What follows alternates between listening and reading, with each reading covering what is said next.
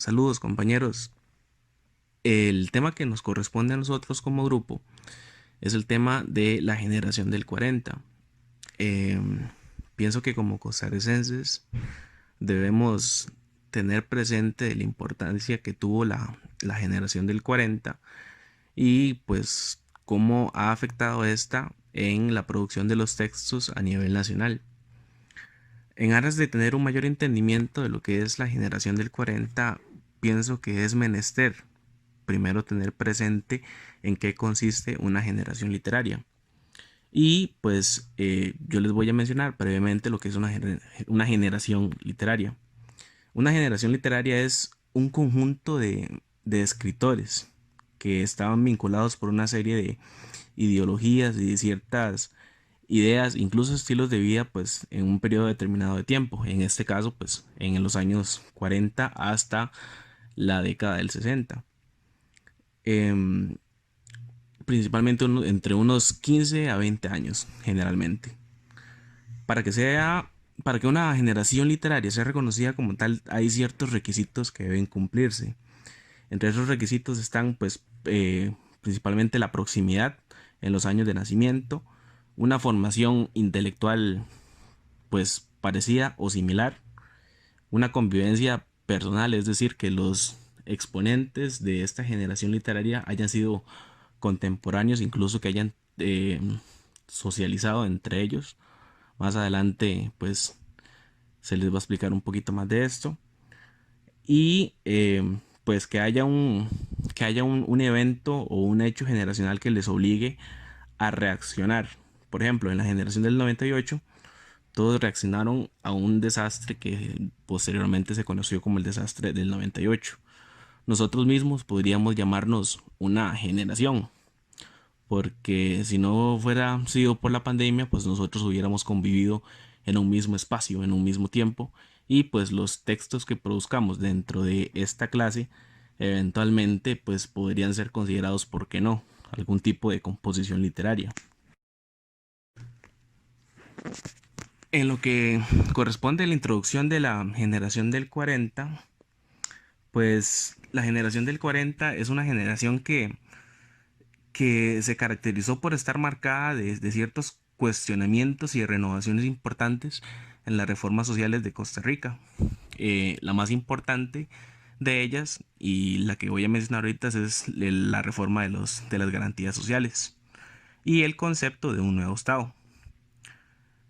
En la generación del 40, los principales temas que se abarcaron, principalmente en las composiciones literarias de este momento, fueron las problemáticas sociales, algunas cuestiones de la distribución de la tierra y una dependencia extrema que nosotros teníamos para ese momento de las compañías transnacionales, principalmente de la United Fruit Company, que pues que tuvo ciertos problemas y que todavía recuerda bastante bien, principalmente en la zona de Limón. Gran parte de los textos de esta generación buscaron un apoyo en en las renovaciones estas sociales que se estaban dando en este momento.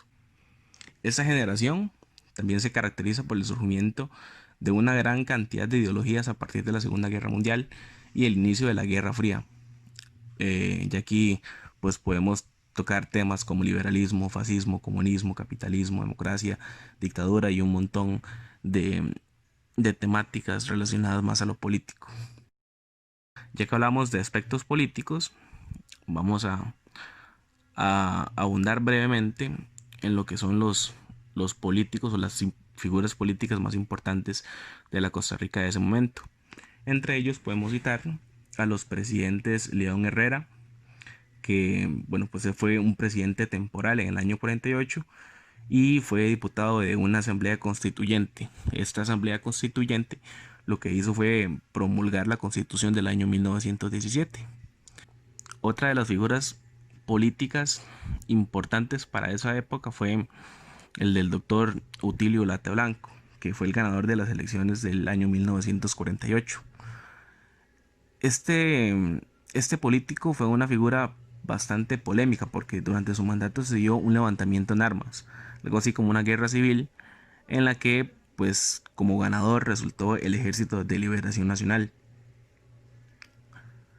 El siguiente es el doctor José Figueres Ferrer, que fue el presidente del país en 3 periodos, pero el periodo más importante fue el del año 53 al año 1958.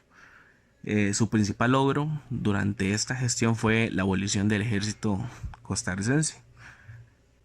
Don Teodoro Picado Michalski fue elegido presidente en el año 1944 y su principal logro fue el de la promulgación de las primeras leyes fiscales que se dieron en el país. El doctor Rafael Ángel Calderón, que fue presidente de Costa Rica en el año 1940 hasta 1944 y se le conoce como el padre de las garantías sociales en Costa Rica. A este señor es que le debemos un montón de beneficios que nosotros disfrutamos hoy día. Y finalmente el señor Mario Echandi Jiménez, que fue presidente de Costa Rica del año 58 al 62 y durante su gestión se empieza a trabajar en la red de carreteras a nivel nacional.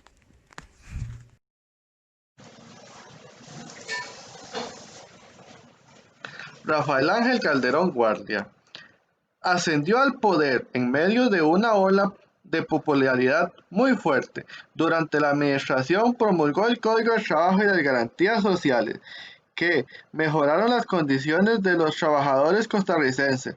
Durante la difícil época de la Segunda Guerra Mundial le declaró la guerra a Alemania y a Japón. Fundó el Seguro Social, ofreciéndole al trabajador la oportunidad de tener asistencia médica a bajo costo. Creó la Universidad de Costa Rica. Estableció junto al presidente de Panamá, el doctor Arnulfo Arias, los límites definitivos entre ambos países. Su popularidad fue descendiendo debido a los rumores sobre la corrupción que se daban los empleados y funcionarios del gobierno. Antes de finalizar su gobierno, se alió con el Partido Vanguardia Popular, de filosofía comunista. En 1948, siendo presidente el señor Teodoro Picado, Rafael Ángel se lanza de nuevo como candidato a la presidencia, enfrentando al señor Otilio Late. Rafael Ángel estaba con el apoyo del gobierno. La campaña electoral estuvo muy agitada y el señor Otilio Late, el candidato opositor, resultó ganador de las elecciones. El régimen utilizó la mayoría parlamentaria y el apoyo de los legisladores comunistas para anularlas, asegurando que se había dado inscripciones fraudulentas en el empadronamiento de los votantes. El acuerdo fue ratificado por el presidente Teodoro Picado.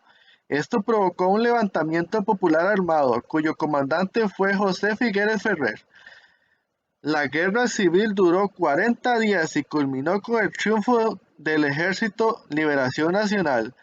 Don José Figueres tomó el poder y estableció la Junta Fundadora de la Segunda República, porque se cumplió un siglo de haber sido Costa Rica nombrada como república y los líderes pretendían formar una nueva. Vencido Calderón, abandonó el país hacia Nicaragua. Desde allí intentó invadir Costa Rica sin resultados positivos. En 1955 trató de nuevo de derrocar al presidente Figueres, pero no lo logró. En 1958 regresó al país para ser diputado del gobierno del señor Mario Echandi Jiménez. La historia lo recuerda como un gran reformador social. Fue un hombre que en vida inspiró enormes pasiones a favor y en contra suya. Murió en San José en 1970. Fue nombrado Benemérito de la Patria en 1974. También estableció la Ley de Industrias Nuevas. Creó la Cámara de Industria de Costa Rica. Creó la Sociedad Geográfica e Historia en 1940. Creó la Orquesta Sinfónica Nacional y creó el Consejo Nacional de Producción.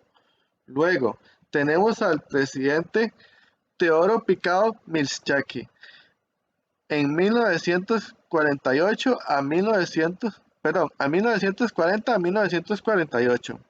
Presidente electo el 14 de febrero de 1944 y se separó del poder por acuerdo. Este fue autor de varios libros, folletos y estudios de gran valor. Algunos son La Escuela y la Democracia Costarricense, antecedentes de la Guerra Nacional. Rubén Darío en Costa Rica, entre otros. Llega a la presidencia en 1944. Durante su administración promulgó la Ley de Ordenamiento Fiscal, declaró en forma oficial el 22 de julio de 1946 los derechos de los niños y dispuso que el 9 de septiembre cada año se celebrara el Día del Niño. Creó el Instituto Geográfico Nacional en 1946 por haberse negado el por haberse negado a reconocer el resultado de las elecciones en 1948 ganadas por el señor Otilio Late contra Rafael Calderón Guardia, resultó depuesto por el Movimiento de Liberación Nacional, que se alzó en su contra. Obligándolo a abandonar el país, se exilió en Nicaragua, donde vivió hasta su muerte ocurrida en 1960 en Managua. Su cuerpo fue repatriado al día siguiente y sepultado en Paraíso de Cartago. Luego, tenemos al señor Santos León Herrera, presidente en 1948. Durante la administración del señor Teodoro Picado Milscheki, el Congreso lo nombró como tercer designado para ser llamado a ejercer la presidencia de la República. Como tercer designado, sirvió de presidente interino de la República por 18 días, del 20 de abril al 8 de mayo de 1948, para servir como puente entre el gobierno del señor Teodoro Picado Milscheki y la llamada Junta Fundadora de la Segunda República, presidida por el señor José Figueres Ferrer, al finalizar la guerra de 1948. Luego, la Junta Fundadora de la Segunda República, presidencia interina de 1948 a 1949, presidencia por el señor José Figueres Ferrer. Se explica más adelante. Luego, siguió el señor Otilio Ulate Blanco,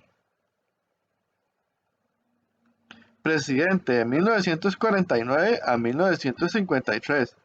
Un año y medio después de la Guerra Civil, don José Figueres Ferrer le entrega el poder al señor Otilio Late, respetando la decisión de la mayoría del electorado. Durante su administración creó el Consejo Nacional de Producción para garantizarle al productor precios mínimos por sus cosechas. Inició la construcción del Aeropuerto Internacional El Coco, hoy conocido como el Aeropuerto Internacional Juan Santamaría. Inició la represa hidroeléctrica de La Garita, estableció el Tribunal Supremo de Elecciones, estableció el Servicio Civil y creó el Banco Central. En 1953 se hizo efectivo por primera vez el voto femenino en las elecciones nacionales. Este fue el inicio de un justo y provechoso derecho que fortalece nuestra democracia. Promulgó la ley que otorga el aguinaldo a los empleados públicos en el mes de diciembre. También la ley de la Contraloría General de la República y la ley financiera de la República. Estableció el arancel a las aduanas, no solo como fuente de ingresos para el erario público, sino como instrumento de desarrollo económico. Logró abonar varios millones de colones a la deuda pública con un gobierno austero y la colaboración de su ministro de Hacienda Alfredo Hernández Bolio. Ordenó las finanzas y le dio seguridad y paz al país. Fue declarado benemérito de la patria en 1974. Uno de los aspectos políticos de la generación del 40 que marcó mayormente fue el presidente José Figueres. Él al principio no era muy conocido. Sin ser muy conocido, el presidente Figueres Ferrer, una de sus primeras acciones fue acudir a una radio para denunciar acciones del gobierno de Calderón Guardia que no le parecían. Así se dio a conocer como líder político. Por esta razón, el presidente Calderón lo expulsó el 11 de junio de 1942 y le permitió la entrada a Costa Rica un año después y en su primera presidencia. En 1948, él encabezó el Movimiento Revolucionario de Liberación Nacional. Después estableció la Junta Fundadora de la Segunda República y ejerció como presidente durante año y medio en dicha junta. Uno de sus principales logros fue la evolución del ejército costarricense, que lo veremos más a detalle después, y también creó el Instituto Costarricense de Electricidad, hoy como ICE. Creó la Ley Orgánica de Guardia Rural y el Ministerio de Cultura, Juventud y Deporte, la Procuraduría General de la República. Otros logros que fueron de mayor importancia fue que él fue el primero que aprobó el voto femenino en 1949 y que se realizó hasta 1953. Después, otro de los principales presidentes fue el presidente Echaí Jiménez. Él fue el embajador en Costa Rica en Washington, representante de la ONU y la OEA. También fue un ministro de Relaciones Exteriores de Costa Rica. Durante su primer gobierno inició el Plan Vial, que resultó el mejoramiento de la red de carreteras a través de la nación. Creó un instituto de tierras de colonización, hoy llamado como IDA, con las siglas IDA, y también se creó el Servicio Nacional de Acueductos y Alcantarillados, que antes se llamaba CNAA, pero hoy llamado como Instituto Costarricense de Acueductos y Alcantarillados, como AIA. Otros logros importantes de este presidente fue que él inició la construcción del Banco Central. También rompió relaciones diplomáticas con el régimen comunista de Fidel Castro, así afirmando a Costa Rica como un régimen democrático y dando a favorecer básicamente lo que quisieron llevar con lo siguiente, que fue la evolución del ejército. La evolución del ejército, Costa Rica quería dar a representar que era un país de paz y uno de ellos fue la evolución del ejército. La evolución del ejército de Costa Rica se da porque la estructura del ejército estaba sufriendo un largo debilitamiento. Se encontraban sin armamento, sin una adecuada organización, con dificultades económicas, impedía que un desarrollo efectivo de sus funciones. Así Figueres se encontró con un ejército totalmente desorganizado que carecía de materiales bélicos y las casas de armas que tenían inservibles y más bien constituía un remedio de ejército que no una fuerza militar verdadera. Así que Figueres se pensó, además de un ejército que era muy costoso para el país, para un país tan pequeño como Costa Rica, y él decidió que era mejor gastar todo el dinero en el ejército, de que se iba para el ejército, a mejor pasarlo a la educación costarricense, que era así como uniformes, que en vez de gastar uniformes, armamentos, infraestructura, entre otras cosas, dedicarlo a la educación y crear escuelas, colegios e instituciones superiores como las universidades públicas y bibliotecas. La United Fruit Company, conocida como la Bananera o la United, era una firma comercial multinacional estadounidense, fundada en 1899, que producía y comercializaba frutas tropicales, principalmente banano, cultivados en América Latina, y que se convirtió en una fuerza política, económica y determinante en muchos países de dicha región durante el siglo XX, influyendo decisivamente sobre gobiernos y partidos para mantener sus operaciones con el mayor margen posible de ganancias. El extremo de auspiciar golpes de Estado y sobornar políticos. Esta empresa es conocida por una disputa en el territorio de Colombia llamada la Masacre de las Bananeras en el año 1928. Tras su quiebra en la década de 1970, se reorganizó como Chiquita Brand. El empresario estadounidense Minor Keith Se estableció en Costa Rica en 1871. Costa Rica era entonces un país con una economía casi exclusivamente agrícola, y Kate había empezado sus actividades empresariales dedicándose a los ferrocarriles. En tanto, el tráfico de pasajeros y mercancías en Costa Rica no era lo suficiente rentable.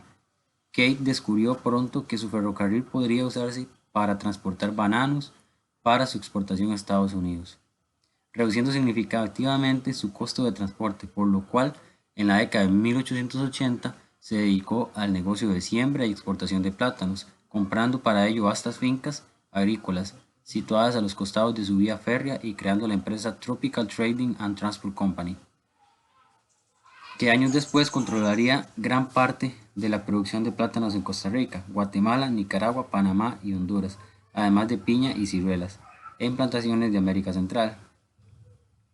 A cambio de negociar con banqueros de Gran Bretaña nuevas condiciones de pago en la deuda externa de Costa Rica, que logró en 1884 el gobierno de dicho país, presidido por Próspero Fernández Oriamuno, le otorga una gran concesión de casi 800 hectáreas de tierra cultivable.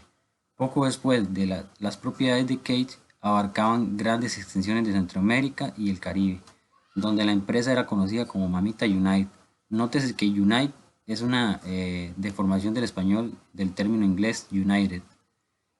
Ah, Estas frutas eran vendidas en Estados Unidos y Europa principalmente.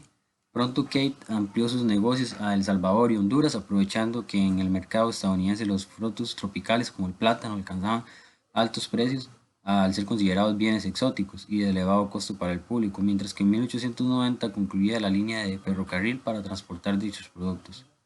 No obstante, Kate quedó endeudado ante la banca de Nueva York, sufriendo la bancarrota en 1899 y debió buscar un socio con suficiente capital para sostener su negocio. La Fruit Company o UFCO nació así en 1899 cuando Minor Kate tuvo que fusionar su empresa Tropical Trading and Transport Company con una importante compañía competidora de Boston Fruit Company. Kate y Preston se repartieron los cargos de presidente y vicepresidente, complementando sus respectivas empresas. Pues Preston poseía una vasta flota de buques mercantes, conocida como la Gran Flota Blanca, así como contactos de gran importancia en los mercados del norte de Estados Unidos, junto con plantaciones en islas del Caribe. Por su parte, Kate aportaba extensiones de cultivo mucho más vastas que poseía hace años en América Central, una amplia red de ferrocarriles en dichas regiones y además su dominio de mercados de frutas en el sur de Estados Unidos, lo cual hacía la fusión muy atractiva también para Preston, residencia, para Preston.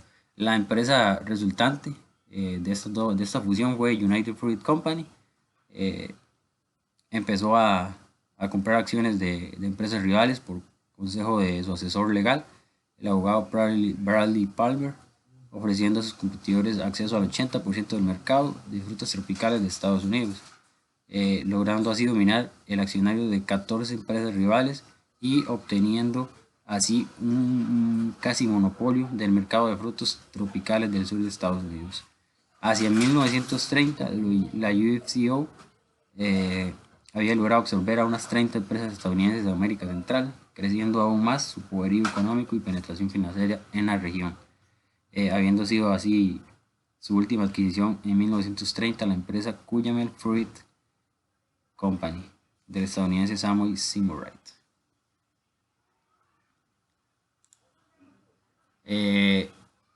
Ahora hablando de lo que serían los escritores de la época, dentro de los más importantes de la época de la generación del 40, se pueden encontrar Carlos Luis Fallas, Yolanda Oramuno, Joaquín Gutiérrez Mangel, Rodrigo Fras y Burenes, Adolfo Herrera García y Fabián Doles Rodríguez.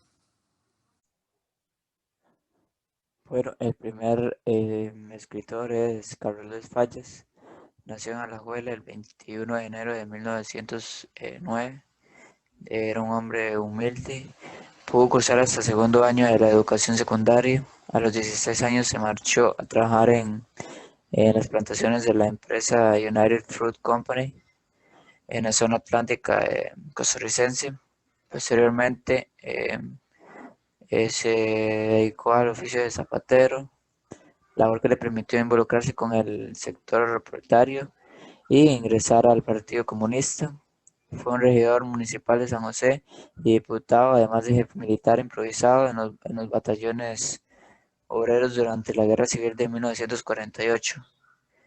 Entre sus obras literarias más populares están Mamita Yunay, escrita en 1940, obra que pasó desapercibida hasta que Pablo Neruda se propuso que fuera conocida en el mundo entero. Otra es Gentes y Gentecillas, Marco Ramírez, Mi Madrina, Tres Cuentos y Un Mes en la China Roja.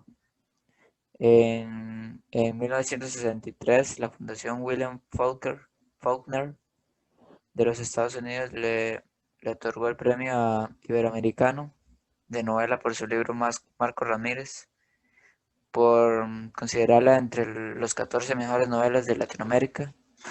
Su obra ha sido publicada en francés, italiano, alemán, ruso, polaco y entre otros idiomas.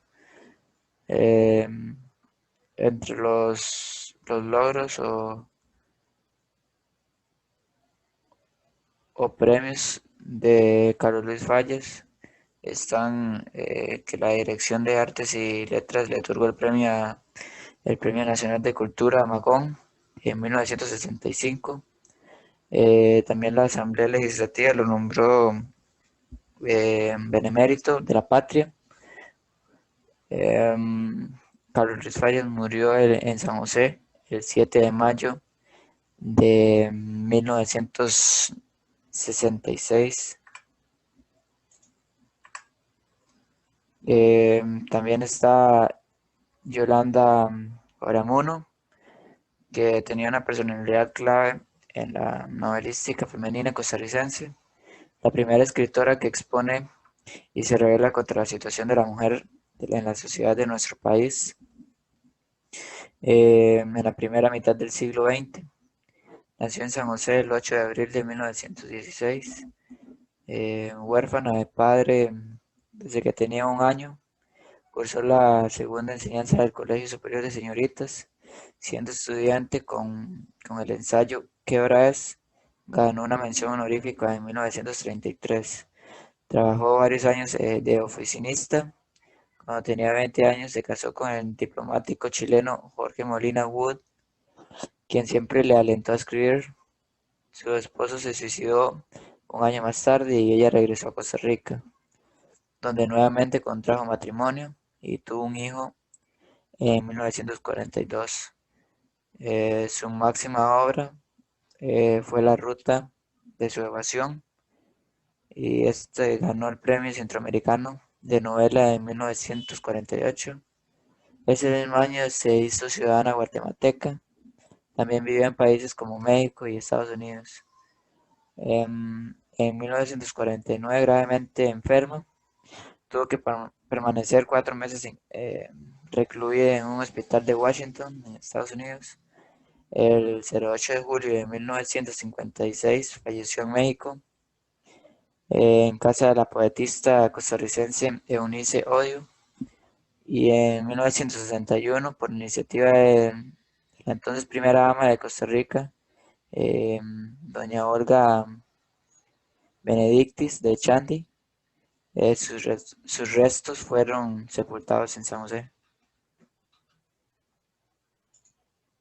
Joaquín Guiterres Mangel nació el 30 de marzo de 1918 en Puerto Limón, Costa Rica. Fue un gran viajero, ajedrecista consumado, cronista de guerra, traductor, fabulador de magníficas novelas, cuentos y poemas. Su obra más conocida fue Cocorín, pero Mangel destacó también por sus crónicas periodísticas. Fue el primer periodista latinoamericano corresponsal en la Guerra de Vietnam. Vivió en Estados Unidos, China, Vietnam, la antigua Unión Soviética y Chile. En Chile conoció a su esposa y residió de varias décadas. Ella fue locutor, traductor y reportero, amigo personal de Pablo Neruda y de Salvador Allende. quien personalmente lo puso al mando de la editorial Quiumantu. Este editorial fue el proyecto librero de mayor envergadura que ha conocido Chile. Tras el golpe de estado de Pinochet, la muerte de Allen decidió volver a su Costa Rica natal. Como sus compañeros de generación, Joaquín Guiterres llevó una vida consciente con sus creencias políticas de izquierda, signadas en todos ellos por un gran idealismo y onda sensible hacia la injusticia social. Falleció el 16 de octubre de 2001, a los 82 años. Algunos cargos y honores. Recibió el premio Casa de las Américas en 1978 por la novela ¿Te acordás, hermano? Y el doctorado honoris causa de la Universidad de Costa Rica en 1992. Obras destacadas: Cocorí, más bien cuento que novela, en 1977, Santiago de Chile, y Puerto Limón, novela, 1950, Santiago de Chile. Rodrigo Facio Brenes nació en el año 1917 y vivió hasta el año 1961. Creció en una familia de clase media intelectual, así como también conservadora. En su familia existía un ambiente en donde se discutía sobre literatura, educación y política. Su padre, llamado Justo Facio, fue un escritor y periodista autodidacta, cuyo pensamiento de corte liberal quedó plasmado en revistas de principios del siglo XX. Su madre, Rosario Brenes, fue una mujer educada y era consciente de la realidad de su época. Desde su niñez, Rodríguez Facio tenía un gran interés por escribir poesía. Siendo adolescente, publicó artículos radicales y de izquierda en el periódico estudiantil llamado Rebelión. En 1936, Rodrigo ingresó a la Escuela Nacional de Derecho, época en que adoptó una posición anticomunista.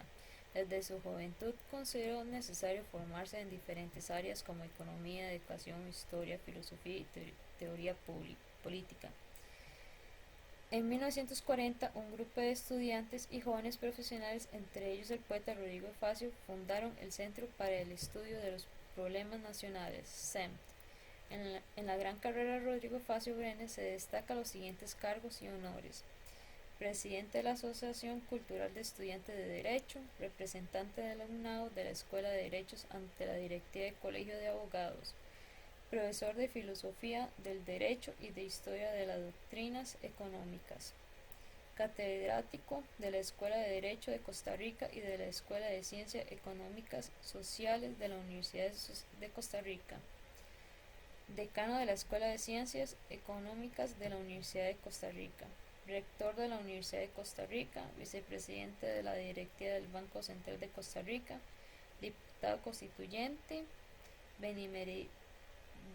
benemérito de la Patria.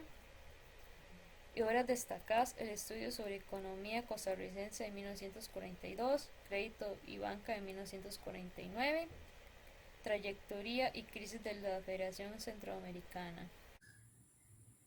Adolfo Herrera García nació en 1914 y falleció en 1975. Inició sus estudios primarios en la provincia de Limón y los finalizó en la Escuela Buenaventura Corrales en San José. Inició la secundaria en el Liceo de Costa Rica, en donde nació su vocación periodística, y en unión de José Luis Puyol y Julio Laporte fundaron la revista Arlequín, en la que él publicó sus primeros relatos y artículos críticos. En 1939 abandonó el periodismo y se dedicó a administrar una mina.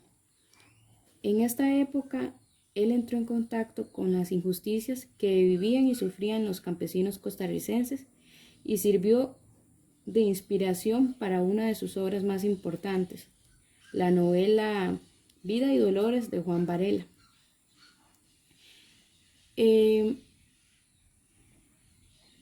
Trabajó en la radio, fundó y dirigió el informativo Palabra de Costa Rica desde 1953 hasta 1960. Durante ese mismo tiempo elaboraba guiones para radioteatro. En los últimos años de su vida periodística trabajó en los semanarios Trabajo, Adelante, Libertad, y posteriormente lo hizo en el semanario Pueblo y en el diario La Nación. Entre sus obras más destacadas están Vida y Dolores de Juan Varela, que es una novela de 1939, y El Barbero de Santa Ana, que es un cuento de 1959. Este es otro gran escritor de la época. Él es Fabián Dobles Rodríguez. Nació en 1918 y murió en 1997. Estudió la primaria en la escuela de Atenas y después pasó a la secundaria en el Liceo de Costa Rica. Años después, él se dedicaría a enseñar inglés en este mismo. Para 1943, él ingresó en el Partido Comunista Costarricense. Ya en ese mismo tiempo, ese partido se iba a llamar la Vanguardia Popular. Y esto lo llevó a tener consecuencias. 1, la prisión, y 2, la pérdida de su empleo. Entre los aportes más importantes de este escritor están Tú, Voz de Sombra, de 1944, Una burbuja en el limbo, de 1946, La Rescoldera, de 1947, Ese que llaman Pueblo, de 1942, Aguas Turbias, de 1943, y entre sus premios y sus logros están primer premio en el cuarto concurso Centroamérica en Guatemala en 1942, premio 15 de septiembre en novela de 1947, premio 15 de septiembre en poesía de 1948, premio nacional Aquileo J. Echeverría en novela de 1967, premio nacional de cultura Magón de la Dirección de Artes y Letras del Ministerio de Educación Pública de 1968 y premio periodístico Ancora en novela de 1992. Y aquí finaliza nuestra presentación y estamos listos y preparados para resolver sus dudas o alguna consulta que tengan. Muchas gracias por su atención.